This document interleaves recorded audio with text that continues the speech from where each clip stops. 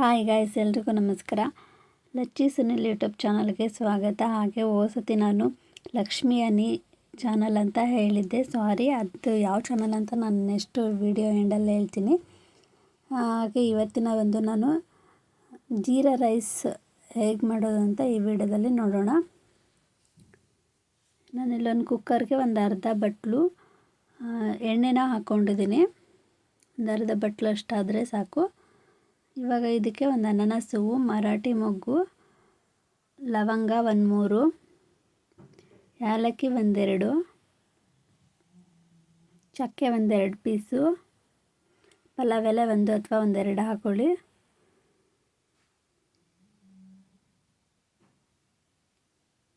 ಹಾಗೆ ಕಸ್ತೂರಿ ಮೆಂತ್ಯ ಒಂದು ಸ್ವಲ್ಪ ಫ್ಲೇವರ್ಗೆ ಇದನ್ನೆಲ್ಲ ಚೆನ್ನಾಗಿ ಫ್ರೈ ಮಾಡ್ಕೊಳ್ಳಿ. ಇದನ್ನೆಲ್ಲ ಚೆನ್ನಾಗಿ ಫ್ರೈ ಮಾಡ್ಕೊಂಡಾದ್ಮೇಲೆ ನಾವಿಲ್ಲಿ ಹಸಿಮೆಣ್ಸಿನ್ಕಾಯಿ 3-4 ಹಾಕ್ಕೊಂಡಿದ್ದೀನಿ. ಖಾರ ನೋಡ್ಕೊಂಡು ಹಾಕೋಬೇಕು.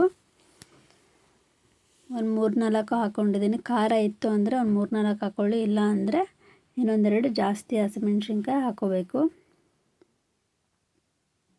ಇವಾಗ ಇದಕ್ಕೆ ಒಂದೆರಡು ಮೀಡಿಯಮ್ ಸೈಜಷ್ಟು ಈರುಳ್ಳಿನ ತೊಗೊಂಡಿದ್ದೀನಿ. ನಾನು ಯಾವುದೇ ರೈಸ್ ಐಟಮ್ ಜಾಸ್ತಿ ಮಾಡುವಾಗ ಈರುಳ್ಳಿ ತೆಳ್ಳಗೆ ಉದ್ದದಕ್ಕೇ ಹೆಚ್ಕೊಳ್ಳೋದು. ಆ ಥರ ಇದ್ರೇ ಏನೋ ಒಂಥರ ತಿನ್ನೋಕ್ಕೂ ಚೆನ್ನಾಗಿರುತ್ತೆ. ಹಾಗಾಗಿ ಇವಾಗ ಇದಕ್ಕೆ ಪುದೀನ ಸೊಪ್ಪು ಹಾಕ್ಕೊಂಡಿದ್ದೀನಿ. ಒಂದು ಅರ್ಧ ಕಟ್ಟಷ್ಟು ಪುದೀನ ಸೊಪ್ಪು ಸ್ವಲ್ಪ ಹಸಿ ವಾಸನೆ ಹೋಗೋವರೆಗೂ ಫ್ರೈ ಮಾಡ್ಕೋಬೇಕು. ಆಮೇಲೆ ಇಲ್ಲಿ ಹಸಿಮೆಣ್ಸಿನ್ಕಾಯಿ ಪುದೀನ ಚಟ್ನಿನ ಹಾಕ್ಕೊಳ್ತಾ ಇದ್ದೀನಿ. ಹಸಿಮೆಣ್ಸಿನ್ಕಾಯಿ ಪುದೀನ ಕೊತ್ತಂಬರಿ ಸೊಪ್ಪು ಇದನ್ನು ರುಬ್ಬಿಟ್ಕೊಂಡಿದ್ದೆ.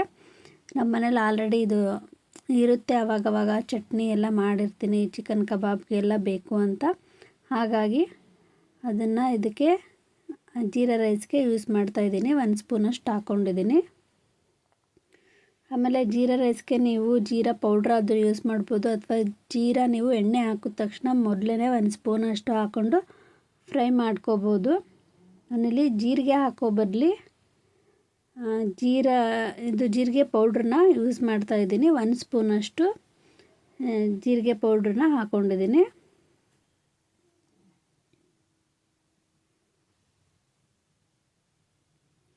ಇದನ್ನೆಲ್ಲ ಸ್ವಲ್ಪ ಚೆನ್ನಾಗಿ ಫ್ರೈ ಆದಮೇಲೆ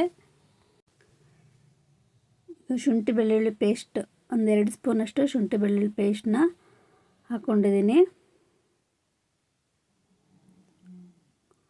1 ಗ್ಲಾಸ್ ಅಕ್ಕಿ ಆದರೆ 1 ಸ್ಪೂನ್ ಆದರೆ ಸಾಕು. 2 ಗ್ಲಾಸ್ 1 ಗ್ಲಾಸ್ ಮೇಲ್ಗಡೆ ನೀವು ಎಷ್ಟು ಅಕ್ಕಿ ಯೂಸ್ ಮಾಡ್ತೀರಾ ಅದ್ರ ಮೇಲೆ ಶುಂಠಿ ಬೆಳ್ಳುಳ್ಳಿ ಪೇಸ್ಟ್ ತಗೊಳ್ಳಿ. 1 ಗ್ಲಾಸ್ ಮೇಲ್ಗಡೆ 1.5 ಗ್ಲಾಸ್ ಈ ಥರ ಆದರೆ 1-2 ಸ್ಪೂನ್ ಅಷ್ಟು ಹಾಕ್ಕೊಳ್ಳಿ. ನಾನಿಲ್ಲಿ 1 ಗ್ಲಾಸಷ್ಟು ಅಕ್ಕಿಗೆ 1 ಸ್ಪೂನಷ್ಟು ಶುಂಠಿ ಬೆಳ್ಳುಳ್ಳಿ ಪೇಸ್ಟನ್ನ ತೊಗೊಂಡಿದ್ದೀನಿ.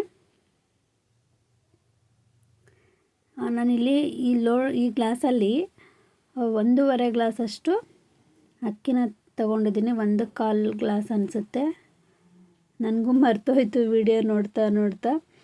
ಈಗ 1 ಗ್ಲಾಸ್ಗೆ 2 ಗ್ಲಾಸಷ್ಟು ಅಕ್ಕಿ, ಹಾಗಾಗಿ ಅಳತೆನ ನೋಡ್ಕೊಂಡು ಹಾಕ್ಕೊಳ್ಳಿ. ನೀವು ಯಾವುದೇ ಅಕ್ಕಿ ಹಾಕಿದ್ರೂ 1 ಗ್ಲಾಸ್ಗೆ 2 ಗ್ಲಾಸಷ್ಟು ನೀರು ಹಾಕೋಬೇಕು. ಆಮೇಲೆ ಅಕ್ಕಿ ನೆನೆಸಿದ್ರೆ ಒಂದು ಸ್ವಲ್ಪ 1/4 ಭಾಗದಷ್ಟು ಕಡಿಮೆ ಮಾಡಿ.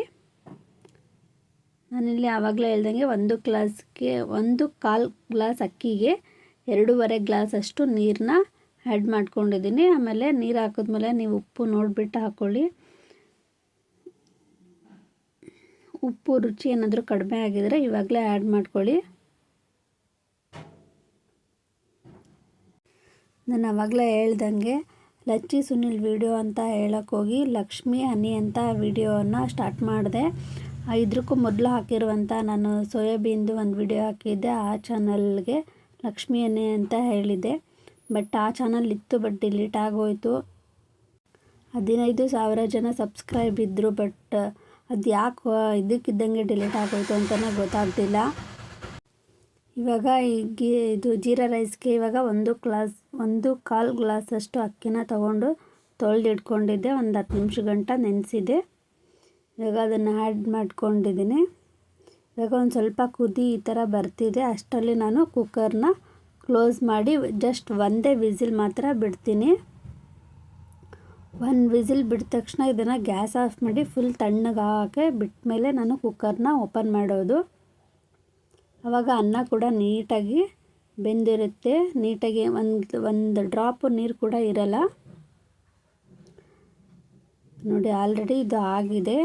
ಈಗ ಮೇಲ್ಗಡೆ ಎಲ್ಲ ಈ ಚಕ್ಕೆ ಲವಂಗ ಸೊಪ್ಪು ಅದೆಲ್ಲ ಇರುತ್ತೆ, ಹಾಗಾಗಿ ನೀಟಾಗಿ ಒಂದೆರಡು ಸತಿ ಕಲಿಸ್ಕೋಬೇಕು. ಹಾಗೆ ನನ್ನ ಚಾನಲ್ಗೆ ತುಂಬಾ ಸಪೋರ್ಟ್ ಮಾಡ್ತಾಯಿದ್ದೀರಾ, ಹೀಗೇ ಸಪೋರ್ಟ್ ಮಾಡ್ತಾಯಿರಿ. ಸಬ್ಸ್ಕ್ರೈಬ್ ಮಾಡ್ಕೊಂಡೇ ಇರೋರು ದಯವಿಟ್ಟು ಸಬ್ಸ್ಕ್ರೈಬ್ ಮಾಡ್ಕೊಳ್ಳಿ. ನಾವು ಹಾಕೋ ವಿಡಿಯೋ ಇನ್ನೂ ಹಾಕಬೇಕು ಅಂತ ಅಡುಗೆದಾಗಿರಲಿ ಅಥವಾ ಯಾವ್ದಾದ್ರು ಟಿಪ್ಸ್ ವಿಡಿಯೋ ಬೇಕು ಅಂದರೆ ಕಮೆಂಟ್ ಬಾಕ್ಸಲ್ಲಿ ತಿಳಿಸಿ. ನಾನು ಹೀಗೆ ವಿಡಿಯೋ ದಿನ ಅಪ್ಲೋಡ್ ಮಾಡ್ತಾ ಇರ್ತೀನಿ. ಚಾನಲ್ ಸಬ್ಸ್ಕ್ರೈಬ್ ಮಾಡ್ಕೊಂಡೇ ಇರೋರು ದಯವಿಟ್ಟು ಸಬ್ಸ್ಕ್ರೈಬ್ ಮಾಡ್ಕೊಳ್ಳಿ. ವಿಡಿಯೋ ಇಷ್ಟ ಆಗಿದ್ರೆ ಲೈಕ್ ಮಾಡೋದನ್ನು ಮರಿಬೇಡಿ. ನೋಡಿ ಕೊನೆಯದಾಗಿ ಈ ಥರ ಬಂತು. ಇದನ್ನು ನಾನು ಇದ್ರ ಜೊತೆಗೆ ನಾನು ಸೋಯಾಬೀನ್ನ ಗ್ರೇವಿ ಕೂಡ ಮಾಡಿದ್ದೆ. ಅದನ್ನು ಇದಕ್ಕೂ ಮೊದಲು ಒಂದು ವಿಡಿಯೋದಲ್ಲಿ ನನ್ನ ಚಾನಲಲ್ಲಿ ವಿಡಿಯೋನ ಅಪ್ಲೋಡ್ ಮಾಡಿದ್ದೀನಿ. ನೀವು ಕೂಡ ಅದೇ ಥರ ಮಾಡ್ಬೋದು. Thank you so much. Next ವಿಡಿಯೋದಲ್ಲಿ ಸಿಗೋಣ.